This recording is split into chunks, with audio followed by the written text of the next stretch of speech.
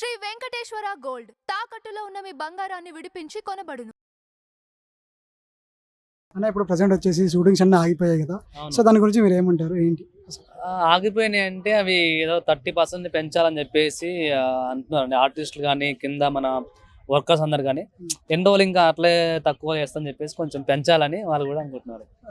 అన్న ఇప్పుడు 30% పెంచాలని చెప్పేసి అంటారు. అంటే ఆల్రెడీ సాఫ్ట్వేర్ జీతాలు ఇస్తున్నారని చెప్పేసి కూడా అంటా ఉన్నారు కదా. సాఫ్ట్వేర్ జీతాలు అంటే 40-50 వేలు ఇస్తున్నారు, ఇంకా ఎక్స్ట్రా ఇవ్వాలా ఏంటి అని చెప్పేసి అంటా ఉన్నారు. అవునే, కష్టపడడానికి ఫలితం ఇవ్వాలి. వాళ్ళేమో కోట్లు కోట్లు తీసుకుంటారు, మన ఏం 100,000 మొక్కనే వేస్తారా? అడిగింది 30% కదా, 50-70 కాదు కదా అడిగింది, 30% అడుగుతారు. దాని పెంచడానికి ఏముంది? 1000 రూపాయలు ఇంకో 300 పెంచమన్నారు అంటే 1300. నువ్వు రోజు మొత్తం ఉదయం 6ంటికి వెళ్ళి నైట్ 9 దాకా కష్టపడుతుండే ఆ మాత్రం పెంచకుండా చెప్పండి, తప్పేం అడిగింది కూడా. సో అప్పుడు ఒక్కొక్క సినిమా హిట్ అయితే కొన్ని 100 కోట్లు వస్తుంది లాభం, అంతే కదా. మరి అలాంటప్పుడు 30% అనేది చాలా తక్కువ అని నేను అనుకుంటున్నా. వస్తాయి, అన్ని వస్తాయి బ్రో. ఇప్పుడు అవును, మరి లాభం వస్తే నీకు కోట్లు కూడా వస్తున్నాయి కదా, నష్టం అయితే ఎంత పోతుంది నీకు?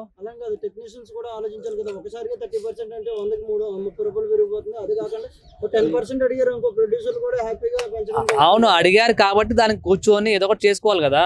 ఇప్పుడు ఇక్కడ ఒక విషయం అన్న, సో ఇప్పుడు సినిమాలు ఆపేసినా సరే వేరే బయట ఏదో ఫిలిం ఇండస్ట్రీ ఉందో అక్కడ నుంచి కూడా పిలిపి తెప్పించుకొని షూటింగ్ స్టార్ట్ చేస్తున్నారు అని చెప్పేసి కూడా అంటున్నారు. అంటే ఇక్కడ చూస్తే వీళ్ళకి దెబ్బ పడ్డట్టే కదా. అందరూ రాలేదు కదా బ్రో, జూనియర్ ఆర్టిస్టులు అయితే టెక్నీషియన్స్ అందరూ బయట నుంచి రాలేదు కదా. వస్తే కొంత కెమెరామెన్లు, ఆర్ట్ డైరెక్టర్ ఎవరో కొంతమంది వస్తారు, అందరు రాలేదు కదా. అందరు ఇక్కడ ఉండాలా. ఓకేనా, సోషల్ మీడియాలో కానీ వార్తల్లో కానీ పాపం వాళ్ళు 3 రోజుల నుంచి స్ట్రైకులు చేస్తున్నారు, వాళ్ళు బాధలు పడుతున్నారు, కానీ ఒక్క మీడియా వాడు కూడా చూపించట్లేదు, ఒక సోషల్ మీడియాలో పెడతలేదు.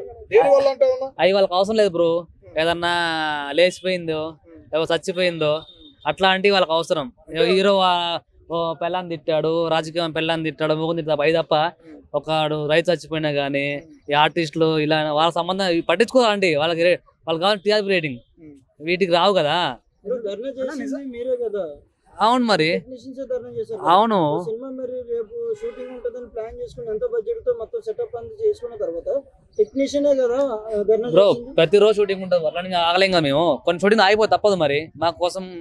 ప్రొడ్యూసర్ నష్టపోతారు కదా బ్రో. ఎంత లాభం వస్తుంది మళ్ళా సినిమా హిట్ అయితే?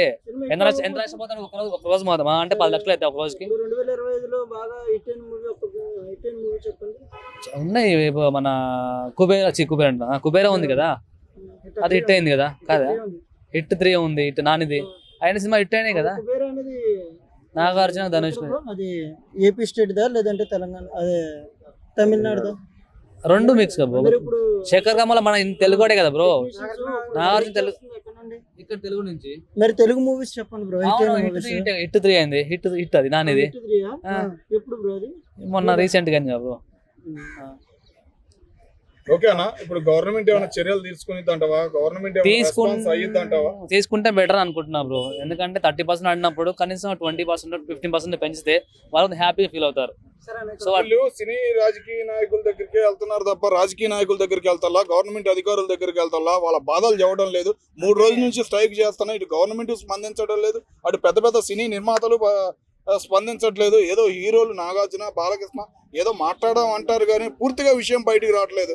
ఏమంటారు వాళ్ళ బాధల గురించి? అంటే పెంచాల్సింది ఎవరు? ప్రొడ్యూసర్స్ కదా. సో వాళ్ళ దగ్గర ఏం లాభం? ఇప్పుడు పొలిటీషియన్ దగ్గర ఏం రాదు, మేము చెప్తాంలే అంటారు. పెంచాల్సింది ఎవరు? ప్రొడ్యూసరు, మన ప్రొడక్షన్ వాళ్ళు ఎవరు పెంచాలి కాబట్టి వాళ్ళ దగ్గరికి వెళ్తున్నారు.